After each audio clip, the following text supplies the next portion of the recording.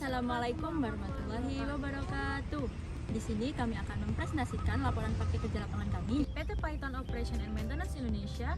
Perkenalkan, nama saya Aurelia Kalistangkusuma dengan NIM 188221033. Nama saya Elis Amara Putri dengan NIM 188221012. Indonesia dengan penduduk lebih dari 270 juta jiwa menghadapi tantangan yang besar dalam menyediakan energi yang handal dan berkelanjutan untuk mendukung pertumbuhan ekonomi serta meningkatkan kualitas hidup masyarakat. Sebagai salah satu upaya untuk mendukung sektor strategis ini, kami memilih untuk melaksanakan praktik kerja lapangan kami di PT Python Operation and Maintenance Indonesia sebagai salah satu PLTU terbesar di Indonesia. Selama melaksanakan praktik kerja lapangan, kami ditempatkan di Departemen HCFC, Human Capital Facility and Community, dan kami melakukan berbagai aktivitas seperti evaluasi KPI atau Key Performance Index karyawan, dan juga evaluasi kinerja karyawan serta pengelolaan sumber daya manusia. Kami berharap penerapan statistika dalam pengelolaan data karyawan dapat meningkatkan produktivitas, efisiensi operasional, dan pengambilan keputusan berbasiskan data, sehingga dapat turut mendorong keberlanjutan sektor energi di Indonesia. Indonesia menghadapi peningkatan kebutuhan listrik seiring bertumbuhnya ekonomi dan juga penduduk, dengan PLTU berbahan bakar batu bara menjadi andalan yang utama. Sebagai gambaran umum, PT Python Energy merupakan pembangkit listrik swasta pertama di Indonesia yang mengelola PLTU Python unit 3, 7, dan 8 di Probolinggo, Jawa Timur yang berkapasitas 2045 MW yang mensuplai listrik di daerah Jawa dan Bali. Pada tahun 1994, PT Python Energy berdiri dan pengelolaan PLTU unit 7 dan 8 awalnya dikelola oleh PT Edison Mission Operation and Maintenance Indonesia. Pada tahun 2004, pengelolaan berpindah ke PT International Power Mitsui Operation and Maintenance Indonesia, hingga pada tahun 2016 dikelola oleh PT Python Operation and Maintenance Indonesia atau yang lebih dikenal dengan PT POMI hingga sekarang. PT POMI bertanggung jawab atas pengoperasian pembangkit dalam mendukung disverifikasi energi nasional, mengurangi ketergantungan pada minyak bumi, dan juga Power Purchase Agreement dengan PLN. PT POMI memiliki visi yaitu akan dikenal sebagai power plant kelas dunia, dan diikuti dengan misinya. PT POMI akan mengoperasikan dan memelihara power plant energi dengan mengutamakan standar terbaik pada aspek keselamatan dan juga lingkungan, memberikan keuntungan finansial yang berkelanjutan kepada pemiliknya, dan mencapai yang terbaik di semua bidang. PT POMI memiliki nilai-nilai perusahaan. Yang pertama ada trust, empowerment, teamwork, dan continuous improvement. Selanjutnya yaitu ada bab 3, pelaksanaan praktik kerja lapangan. Kami melaksanakan PKL di PT Python Operation and Maintenance Indonesia dengan lokasi perusahaan Jalan Surabaya Situbondo kilometer 141, Binor Python area Sawah Binor, Kecamatan Python, Kabupaten Probolinggo, Jawa Timur. Dengan waktu pelaksanaan 1 Juli sampai dengan 2 Agustus 2024 dan dilaksanakan secara offline pada hari Senin sampai dengan Jumat dengan jam operasional jam 7 sampai dengan jam 4 sore. Berikut merupakan telepon dan website yang disediakan oleh PT POMI. Berikut merupakan deskripsi kegiatan yang kita lakukan perharinya, dimulai pada tanggal 1 Juli 2024 dengan pembuatan ID card, pelaksanaan safety induction, dan briefing bersama pihak setempat dan pengenalan lingkungan kerja dan departemen secara umum. Selanjutnya kita juga diberi tugas untuk membuat dashboard untuk payment education assistant dalam bentuk Excel dan Tableau. Selanjutnya kita juga diajari dengan pembuatan dashboard, demografi, pengerjaan clipping untuk berkas medical claim, dan kita juga sudah mulai menyusun laporan PKL dan membantu melakukan pengarsipan berkas yang masuk dan tetap melanjutkan pengerjaan clipping untuk berkas medical claim. Selanjutnya ditutup dengan pelaksanaan sidang di perusahaan tempat PKL dan juga pengumpulan laporan dan output kepada pihak perusahaan. Berikut merupakan dokumentasi selama kita berkegiatan yang dimulai dengan safety induction dan pengenalan pembimbing PKL, lalu ada pengerjaan project-project, dan kita juga berkonsultasi kepada para pembimbing, dan juga kita mengerjakan medical claim, billing area perusahaan, dan diakhiri dengan sidang laporan akhir PKL yang diikuti oleh seluruh karyawan di Departemen HCFC. Selanjutnya adalah bab 4, hasil praktek kerja lapangan kami, di mana untuk kontribusi keilmuan kami menganalisis regresi pengaruh berbagai variabel terhadap skor KPI karyawan. Kita diberikan data oleh perusahaan di mana ada 5 variabel independen, yaitu job performance, attendance, problem solving ability, time management, safety compliance, dan variabel dependennya ada skor KPI karyawan PT POMI. Untuk analisis statistiknya kita menggunakan regresi linear berganda.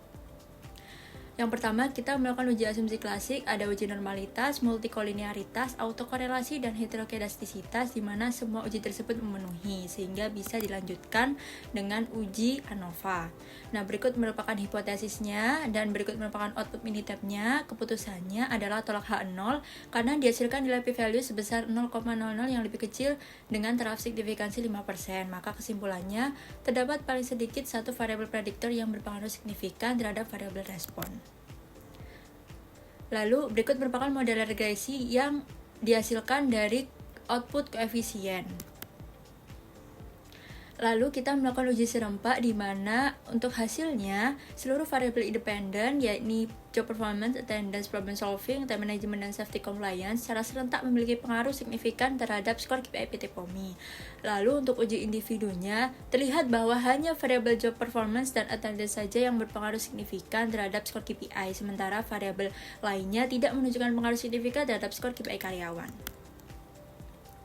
Lalu berdasarkan hasil analisis, ditarik kesimpulan bahwa semua variabel secara serempak berpengaruh signifikan terhadap skor KPI PT POMI, yang menunjukkan bahwa model regresi ini dapat menjelaskan variasi skor KPI dengan baik. Namun, untuk hasil uji individunya menunjukkan bahwa hanya job performance dan attendance saja yang berpengaruh signifikan. Nah, untuk secara keseluruhan, pengaruh utamanya ini hanya berasal dari job performance dan attendance, sementara variabel lainnya perlu diperhatikan lebih lanjut dalam pengembangan karyawan jangka panjang. Nah, saran kepada perusahaan berdasarkan kesimpulan yang pertama, fokus pada peningkatan job performance dan attendance karena hanya dua variabel itu yang berpengaruh. Lalu bisa dievaluasi pengaruh variabel-variabel lainnya dan bisa ditinjau kembali pengukuran KPI selama ini dan juga pemantauan dan evaluasi secara berkala terhadap KPI karyawan PT POMI. Nah, selanjutnya yaitu beberapa proyek-proyek yang kita kerjakan selain dengan analisis regresi mengenai skor KPI karyawan. Di sini terdapat infografis yang memberikan gambaran menyeluruh tentang profil dan demografi karyawan PT POMI.